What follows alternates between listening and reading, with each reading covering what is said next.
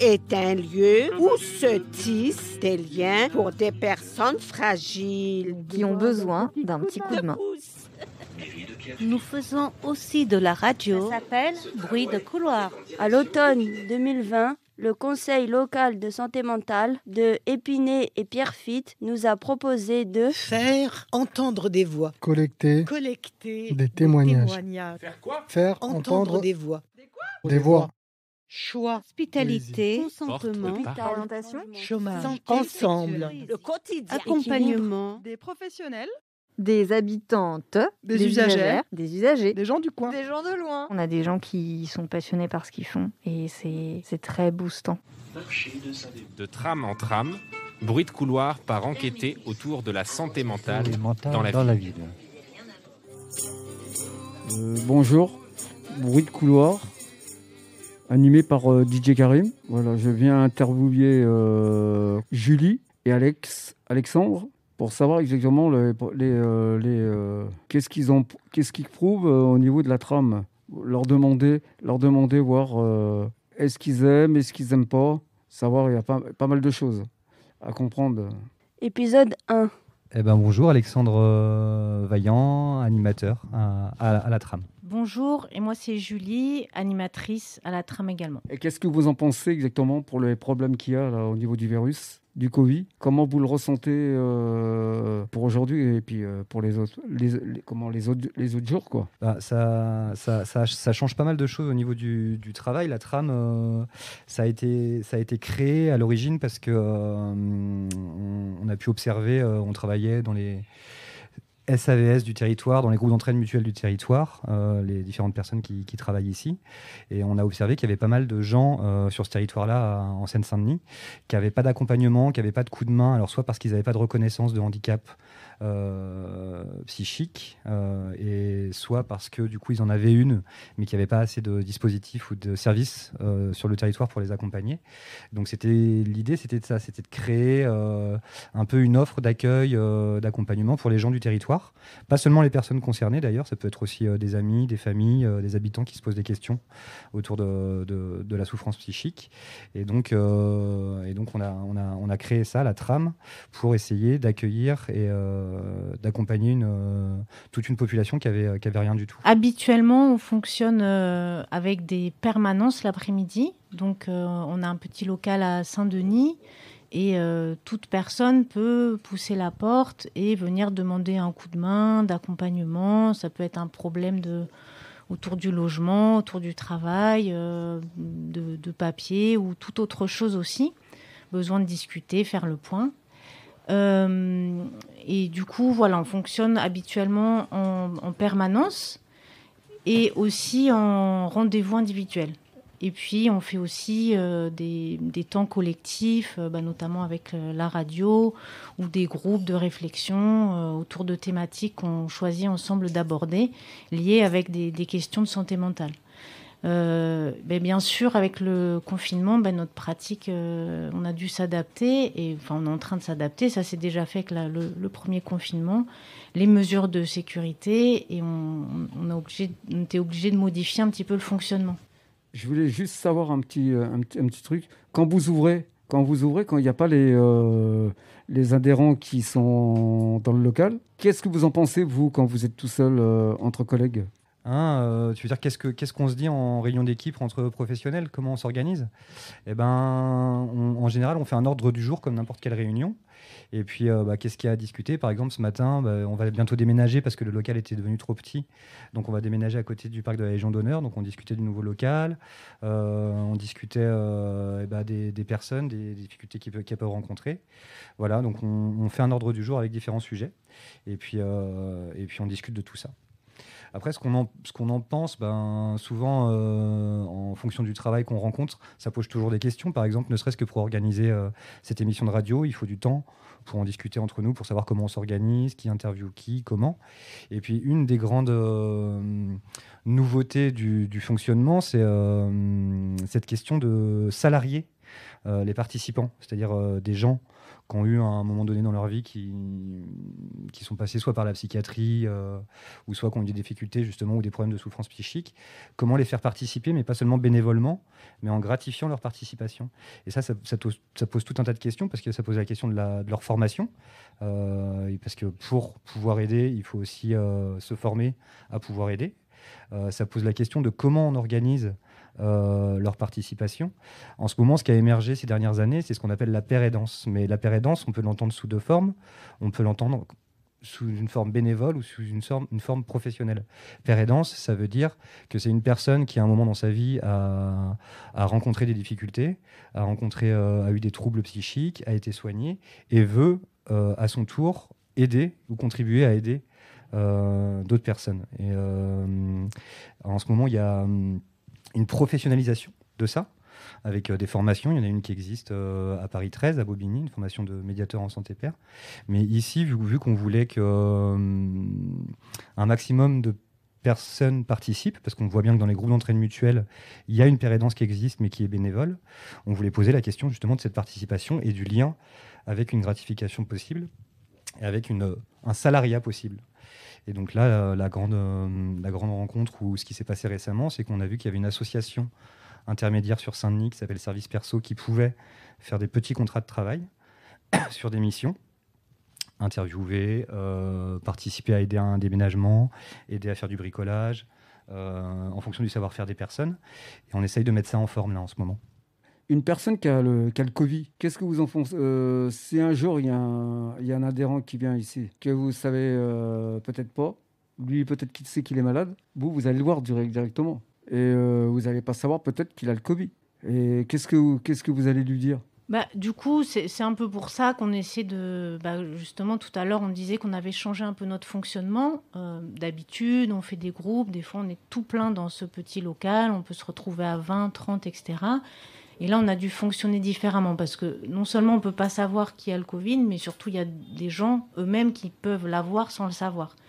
C'est pour ça qu'on essaie déjà tous de bien respecter les gestes barrières et aussi qu'on se retrouve à très peu dans le local. Voilà, on peut plus faire les ateliers ouverts comme on les faisait habituellement. Là, aujourd'hui, la radio, c'est toi qui mène l'interview et on essaie d'être toujours moins de 6 dans le local pour pouvoir respecter ça. C'est un peu la seule chose qu'on peut faire parce que sinon c'est comme partout, dans les transports, au travail, dehors, certaines personnes peuvent l'attraper, ne pas le savoir et ça peut se diffuser. Donc on fait ce qu'on peut pour l'éviter. Mais on a décidé quand même de ne pas fermer complètement parce que les gens continuent d'avoir besoin de se voir, de discuter et puis d'avoir des affaires en cours à traiter. Voilà. Bon, j'espère qu'au moment que ça va être terminé, ils ont dit qu'à la télé, là, j'ai entendu tout à l'heure aux informations, ils attendent encore 1 semaine pour voir exactement si le truc va descendre un peu, quoi. C'est une dame qui a parlé, là. Moi, faudrait même pas que je continue à regarder. Parce que le problème, là, ils disent il y a beaucoup de décès, ok, mais c'est la politique. Ils veulent ramasser de l'argent. Les gens, ils ne le savent pas, ça. C'est du blablabla, du baratin. C'est vrai, parce que j'ai quelqu'un qui s'en occupe, qui connaît un peu ce... Il va me rappeler après. Hein. C'est mon pote ici, Wesh, mon frère. J'ai le micro avec moi, mon frère. Je t'expliquerai après. Allô. Est-ce que tu m'entends ? Allô. Attends. Allô, le virus, il est là ? Ouais, le virus, il est là. Ouais. Ouais, d'accord. Vas-y, alhamdoulilah. Bon, qu'est-ce que je voulais dire ?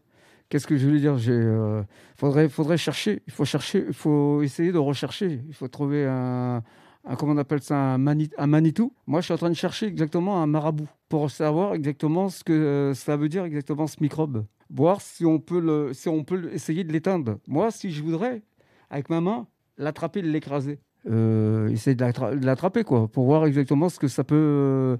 Qu'est-ce que ça peut donner quelque chose. Il faut éviter de trop en parler. Parce que là, ils sont en train de faire une polémique à la télé, aux infos, là. Mais les gens, c'est des oufs. Ils disent, déjà, ils nous disent, On n'a pas le droit de sortir. Faut voir tous les gens dans Saint-Denis qui sont en train de courir. Et vous croyez de la police, ils vont courir après la personne. Si moi, regarde, je pars d'ici pour aller dans le 19e, mais ils vont me courir après, monsieur, pour rentrer chez vous. Moi, directement, je vais leur dire, allez demander à ceux qui dorment dehors la nuit. Les migrants, il y a les migrants, il y a des clodos.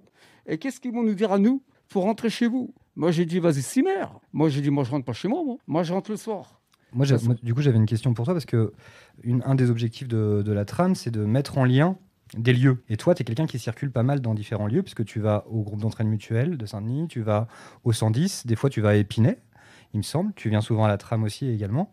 Est-ce que, du coup, en ce moment, le groupe d'entraide mutuelle de Saint-Denis, il est ouvert? Est-ce que le 110, il est ouvert? Est-ce que tu as vu? Parce que là, on te disait que nous, ça avait un peu changé notre façon d'accueillir et d'organiser le lieu. Est-ce que tu as observé des changements au GEM de Saint-Denis, au GEM d'Épinay, au 110? Le 110, c'est un centre social, pour les gens qui écoutent, c'est un centre social coopératif qui est né tout récemment à Saint-Denis. Je sais que le 110, à ce moment, il est ouvert, parce que j'y vais des fois la matinée, mais ils ne reçoivent pas les gens. C'est juste nous les personnes, le personnel, quoi. C'est moi, comme je fais partie de la, comment on appelle ça, T'es coopérateur? Voilà, tout à fait. Le GEM de Saint-Denis, là, où il y avait avant Gérard, je trouve qu'il est pas bon, il est ouvert de temps en temps, mais je voudrais juste savoir si l'interphone en bas, quand on appuie dessus, est-ce qu'il fonctionne? Parce que sur le petit truc à côté, j'ai appuyé plusieurs fois pour essayer d'y aller, mais avant on entendait le bruit quand ça fait quand ça sonnait. Et depuis que moi j'ai appuyé dessus, il y a plus de contact. Bah, ça tombe bien parce qu'il y a Benjamin qui travaille au groupe d'entraide mutuelle de Saint-Denis qui est là. Est-ce que l'interphone fonctionne, Benjamin? Et surtout, est-ce que le groupe d'entraide mutuelle de Saint-Denis est ouvert? L'interphone refonctionne depuis 2 semaines. Il était cassé et il a été réparé. Et le groupe d'entraide mutuelle est ouvert. Enfin, le local est ouvert et on fait des temps d'accueil. C'est la différence avec le premier confinement où les GEM ont l'autorisation d'ouvrir cette fois-ci, qu'il n'y avait pas la première fois. Et je me rappelle même plus du numéro pour parce qu'il y a un code pour entrer dans l'appartement.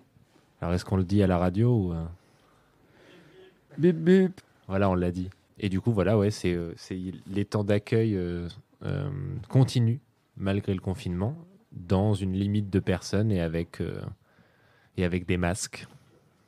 Et avec un nombre limite de personnes par salle aussi. Donc voilà, t'es le bienvenu demain matin, DJ Karim, si tu veux préparer un gâteau pour l'anniversaire d'Elisabeth qu'on fêtera demain matin au local du GEM. Ah ouais, Moi, j'avais une question pour Alexandre et Julie, puisque cette interview a lieu dans le cadre d'une commande passée par le Conseil local de santé mentale d'Épinay-Pierrefitte. Qu'est-ce que vous pensez des liens entre la trame et le CLSM, ou des rôles de l'un et des rôles de l'autre?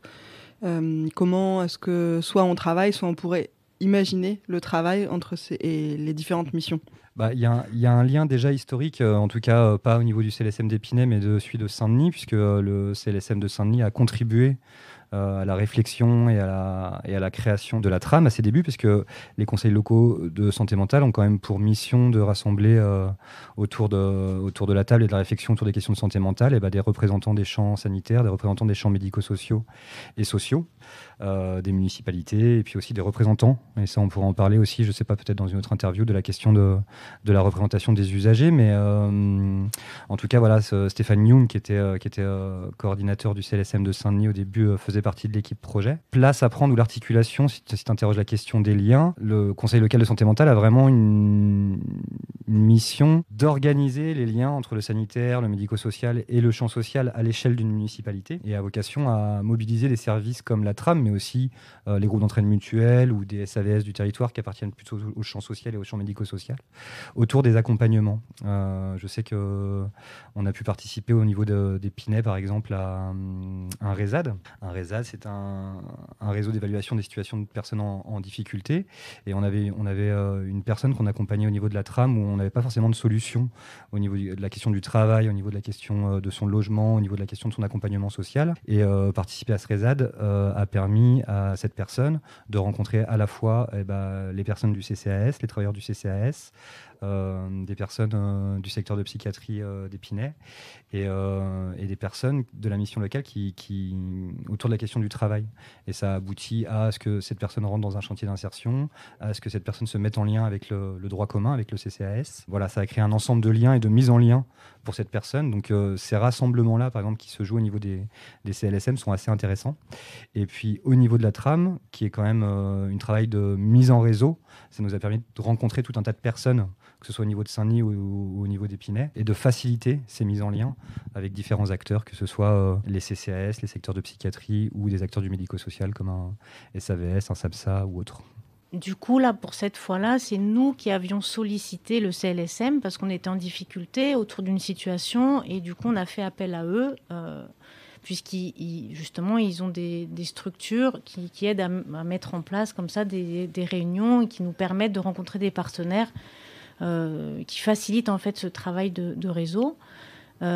Après, par exemple, au CLSM, ils nous ont demandé d'être membres permanents des RESAD, c'est-à-dire que comme nous, on est auprès du terrain, les CLSM peuvent aussi faire appel parfois à des dispositifs comme le nôtre, puisque le CLSM, c'est des réunions qui sont organisées autour de la table, les partenaires discutent, mais ensuite il faut les mettre en place, et donc parfois, c'est à cet endroit-là qu'on peut se placer, qu'on peut être utile, puisqu'on peut, par exemple, quand on discute d'une situation, quelqu'un qui a besoin d'un accompagnement précis, nous, on peut être auprès de la personne et ressolliciter les différents partenaires de façon un peu plus, de façon concrète et en prise avec le territoire. Bon, maintenant, ce que je vais dire, on va conclure le truc, mais j'ai juste à dire un petit quelque chose, que je serai toujours parmi vous, je veux dire, pour la nouvelle maison qu'on va avoir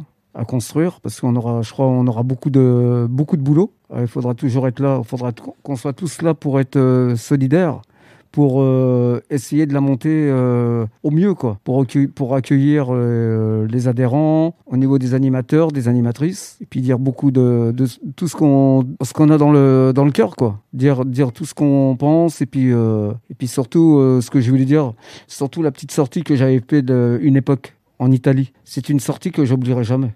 Ouais. C'est une sortie vraiment qui m'a touché beaucoup, beaucoup, beaucoup. Avec Alexandre, et puis il y avait Gérard, qu'on n'oubliera jamais.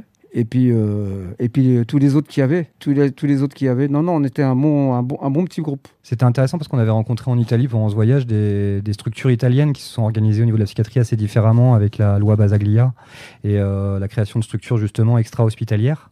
Dû à la fermeture des hôpitaux psychiatriques en Italie, et on avait rencontré une coopérative agricole avec des personnes qui habituellement étaient en psychiatrie qui travaillaient maintenant dans cette coopérative et qui avaient un club aussi à l'intérieur de cette coopérative.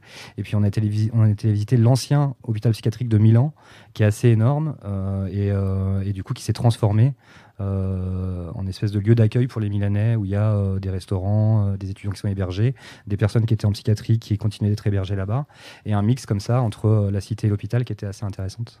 Je ne sais pas si on a le temps de finir un mot, parce que quand tu disais de prendre la parole et être parlé et être entendu, un des grands enjeux au niveau des CLSM, au niveau de la trame, au niveau des GEM, je pense à l'avenir, c'est cette question de la prise en compte de cette parole des personnes dans les espaces de démocratie sanitaire que sont les CLSM. Et ça, c'est tout un travail d'acculturation à la fois des professionnels et des usagers pour que cette place soit prise très réellement. Elle existe actuellement dans les textes de loi, mais elle n'est pas toujours effective sur le terrain, et ça, je pense, c'est un des enjeux à venir. Au revoir à tous, et puis merci Karim pour l'interview. Au revoir, et puis merci, à bientôt, DJ Karim.